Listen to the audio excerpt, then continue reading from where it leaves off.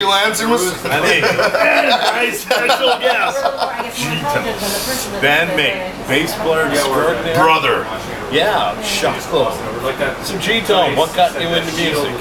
Well, my grandfather played guitar and fiddle in a country-style cover band for about 60 years back in northwestern Ontario called the Jaffrey Trio. So I was always interested in playing guitar and all that.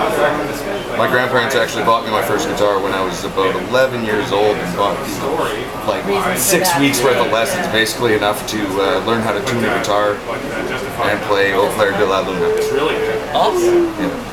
Shortly after that, there was a band in Kenora that needed a bass player, and I knew nothing about it, but I knew of a guy who was selling a bass for $40. I ended up going over to his house with $25 and buying this bass. I think I still owe him money to this day. And after all that excitement, yeah, the rest is history. I don't know. Was there a defining moment where you decided, here, I have to take this phone call. This is bad. Oh my God, I missed 2 calls. I called this girl before the interview, but you don't answer. Here's what happens. That's what you get. Her name is Chelsea Gale, by the way. Nice. Chelsea, you'll see the interview. Anyway, was there a defining moment where you said, I want to pick up the guitar or bass? I think it was just in my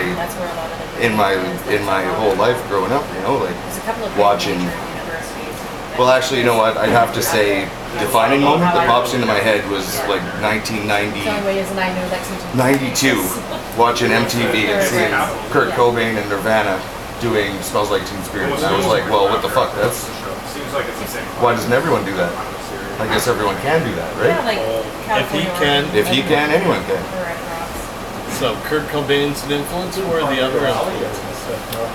Even before that, my aunt was really heavily into music, and I remember her making copies of Kiss albums and Metallica albums when the only thing in the house at my house was like ABBA vinyl and Boney M vinyl and old disco music from my father's dancing days.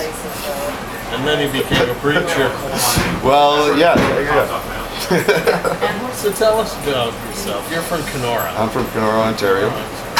I don't know, rough start, I suppose. Dropped out of school several times.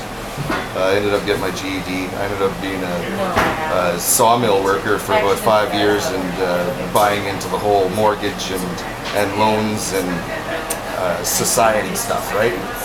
And when the layoffs came and the loan givers were not empathetic towards any of my plights, I decided to give up on that dream of trying to be what everyone else is. All along I had the bands on the side, right? Like I always played music and all through when I was in high school. The bands apparently started in high school, right? I pulled my battery out. I checked it. It's brand new. I got it. And well, I put it on and it's 99% charge. One thing you might want to look at is where the leads go from the battery. What was the name of the first band you were up with? well, there was a whole bunch of bands, but I'd say the first one that really meant anything, and even still means something today, was Power Trip with my buddy Brad Millarno and Ryan Pernsky from Kenora. I met them in high school, and actually Ryan's in Shockload with me out in Vancouver today. Brad's still back in Kenora. He's in Hennessy and The Way. The Way! Jesse Bongfeld. Jesse Bongfeld fronts that, and he's a mixed martial arts fighter. Yeah, had a couple fights in the UFC. Good guy. So what are your other passions outside this rock and roll thing? This is it. I'm like right in the middle of getting rid of everything. Before I came to Vancouver 2 years ago, like I said, I had a mortgage and full-time job, and I was ready to get married and everything.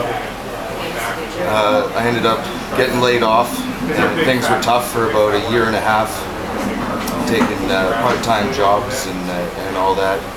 until my brother said that if I ever came out to Vancouver, I'd have a spot playing bass in any project that I wanted. Financially, it was just not happening in Kenora. Could not make a go of it. So decided to sell the house. Took the profit, packed up my camper and my truck, and brought everything out here. Since I've been out here, I've pretty much given everything away. I'm down to like a bedroom full of stuff, just like a bed, computer, TV, and then I have my instruments at the jam spaces.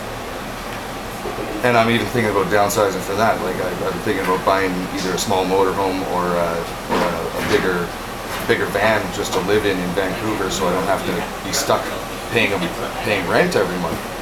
It's just another thing that I want to get rid of. Well, yeah. It's just one more thing anchoring me down, right?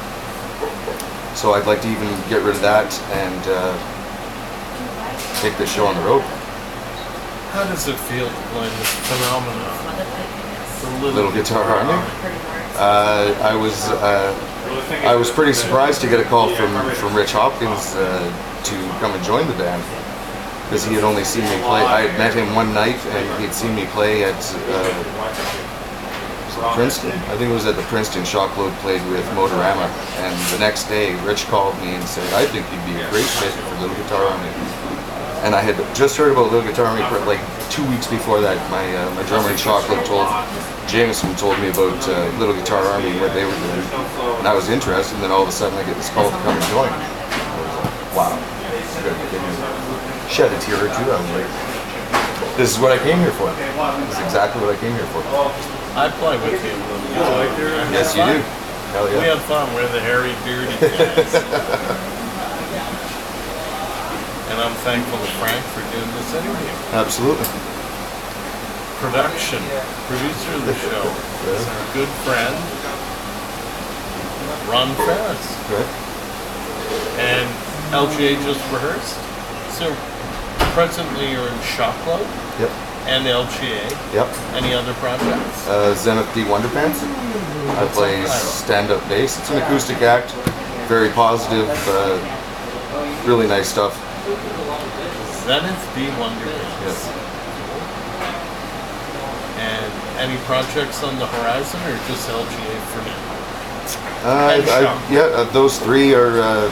They've pretty much taken up the last 2 years of my life, and all three have sets that are absolutely unbelievable right now.